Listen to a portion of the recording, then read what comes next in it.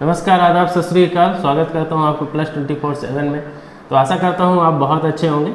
तो फिलहाल यदि आप इस वीडियो पे नए हैं तो सब्सक्राइब करिए, ज़्यादा से ज़्यादा शेयर करिए जिससे ऑथेंटिक जानकारी सभी तक पहुंच सके। तो आप लोगों को बहुत ज़्यादा मेरे टेलीग्राम में मैसेज था कि सर क्या अपडेट है 40% और 50% के मुद्दे को लेकर के।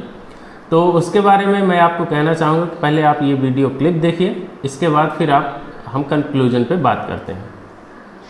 मतलब आप लोग यहाँ क्यों आए हैं, क्या कारण है, मतलब क्या समस्या है आपकी? सर हमारी बहुत बड़ी गंभीर समस्या है। मध्य प्रदेश हमारा भविष्य बर्बाद कर रहा। मध्य प्रदेश वर्तमान सरकार जो है हमारे भविष्य के साथ खेल रही है। 2013 के गजट के अनुसार मध्य प्रदेश की जितनी भर्ती होती सभी पात्रता अर्हता अंक जो है 40% रिजर्व कैटेगरी के लिए और 50% अनरिजर्व कैटेगरी के लिए। लेकिन मध्य प्रदेश में शिक्षक भर्ती में 2018 में एक नया नियम बना दिया गया कि सामान्य व्यक्ति के लिए 60% अर्हता रहेगी और रिजर्व कैटेगरी के लिए 50% रहेगी। ये भी हम भोग लेते, कोई दिक्कत नहीं थी कि उसमें चयन परीक्षा पात्रता से एक ही थी। 2022 में उन्होंने चयन परीक्षा पात्रता परीक्षा अलग अलग कर दिया, जिसमें कहा कि पात्रता परीक्षा वही पास करेगा जिसको 60% सामान्य और 50% रिजर्व वाला, और फिर उसकी चयन परीक्षा होगी। और चयन परीक्षा में उन्होंने कुछ नहीं कहा कि उसमें 40 होगा 50 होगा, और जब वर्ग का लिया तो उसमें पता चला कि 40 और 50 चयन में रखा गया। हालत ये हो गई कि अगर सीट 500 है तो कैंडिडेट पास हो रहे हैं 300, 200 सीट खाली पड़ रही।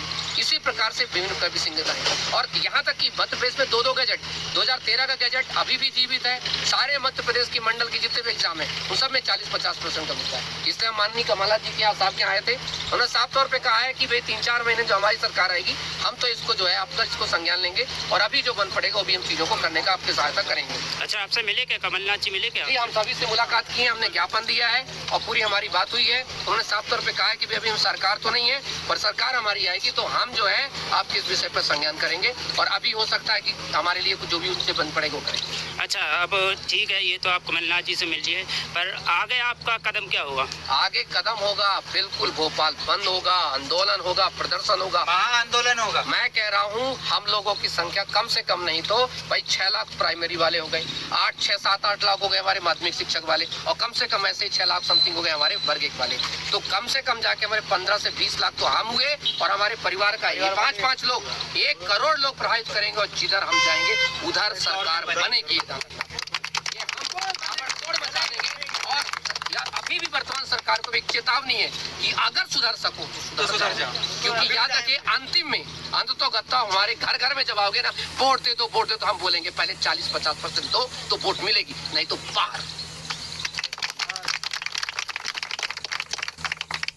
आप इस वीडियो को देखें तो आपको ये समझ में आ रहा होगा कि अब ऐसा बहुत कम उम्मीद समझ में आ रहा है कि हाई कोर्ट से कुछ भी 40-50% के फेवर में आ सकता है।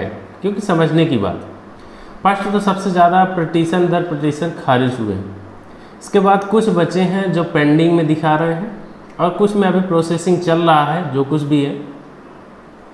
तो बहुत ज़्यादा कहीं ना कहीं पॉजिटिव हाई कोर्ट से संकेत मिल नहीं रहे हैं। ठीक है, तो ये तो एक रास्ता है कि हाई कोर्ट के थ्रू यदि आपने एग्ज़ाम में बैठ गया, यदि आपने एग्ज़ाम दे दिया तो आपके लिए बहुत अच्छा बेनिफिशियरी है। ठीक है, लेकिन आपको कहीं ना कहीं आंदोलन के एक रास्ता अपनाना पड़ेगा, जैसा कि चौहान सर ने बोला भी है, क्योंकि वही एक रास्ता है। चाहे आप अपोजिशन को लेके चलो, क्योंकि पार्टी में तो अभी कोई कुछ बोला नहीं है। अपोजिशन में जैसे कि आप देखे होंगे कि माननीय कमलनाथ जी का ट्वीट भी वायरल हुआ है। ठीक है, तो ये कहीं ना कहीं एक संकेत करता है कि आप यदि इस मैटर को ज़्यादा से ज़्यादा आप ऊपर आगे लेकर के जाना चाहते हो तो आपको क्या करना होगा कि आंदोलन का एक अख्तियार करना पड़ेगा। अब आंदोलन किस तरह से करेंगे ये भी आप समझें, क्योंकि चुनावी मुद्दा है और इस टाइम पे ज़्यादा इम्पोर्टेंट ये है कि आप इन ऐसे लोगों के संपर्क में रहें जो नेता हैं, जो माने जाने नेता हैं, जैसे कमलनाथ जी हो गए, दिग्विजय सिंह जी हो गए, ठीक है, अपोजिशन के हो गए, शिवराज सिंह चौहान जी हो गए। तो फिलहाल शिवराज सिंह चौहान जी तो इसके बारे में कुछ किए नहीं। और फिर एक ये भी बात निकल के आती है कि 40-50% क्यों होना चाहिए, क्योंकि इतने ज़्यादा नंबर पे विद्यार्थी उत्तीर्ण ही नहीं हुए हैं प्री एग्ज़ाम में। तो जो नंबर ऑफ वैकेंसी है और नंबर ऑफ अभ्यर्थी है वो शायद सेम हो जाएगी, या कि एक पोस्ट के लिए मुश्किल से 2-3 उम्मीदवार ही रहेंगे। जबकि होता ऐसा है कि यदि ज़्यादा नंबर पे उम्मीदवार होते तो एक अच्छा टफ एग्ज़ाम कहला जाता था, एक अच्छा कंपटीशन होता। तो फिलहाल वो तो बात की बात है, लेकिन सबसे बड़ी मुद्दा ये है कि भैया जब प्री में तुम 50-60 रख रहे हो तो फिर मेंस में 40-50 क्यों रख रहे हो? उसमें भी रख दो ना यार। मतलब कहीं ना कहीं आप सिस्टम के साथ खिलवाड़ कर रहे हो, वो सब ठीक है। तो बात करते हैं कमलनाथ जी ने क्या ट्वीट किया है। कमलनाथ जी के ट्विटर हैंडल पे है, तो अब आप देखिए, इसको देख भी सकते हैं कि इन्होंने बोला है कि मध्य प्रदेश कर्मचारी चयन मंडल भोपाल द्वारा आयोजित उच्च माध्यमिक शिक्षक पात्रता परीक्षा में शामिल अभ्यर्थियों ने शिकायत की है कि परीक्षा के दौरान बड़ी संख्या में गलत प्रश्न पूछे गए। इसके अतिरिक्त परीक्षा में चयन के लिए मानदंड को लेकर अभ्यर्थियों में असंतोष है। मैं मुख्यमंत्री जी से अनुरोध करता हूं कि वह सभी अभ्यर्थियों की शिकायतों पर ध्यान दें और न्यायपूर्ण तरीके से चयन सुनिश्चित करें। तो ये कहना है माननीय कमलनाथ जी का।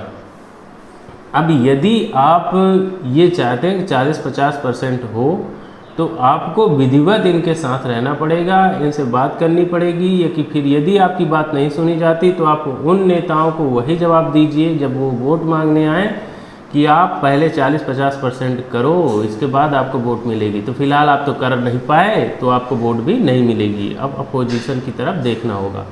फिलहाल जो कुछ भी है, जो भी अपडेट होगी, नेक्स्ट अपडेट आपको बताई जाएगी वीडियो के माध्यम से। तो आशा करते हैं कि आप बहुत स्वस्थ होंगे। मिलेंगे फिलहाल नेक्स्ट वीडियो में, तब तक के लिए जय हिंद, धन्यवाद। आपका दिन शुभ रहे।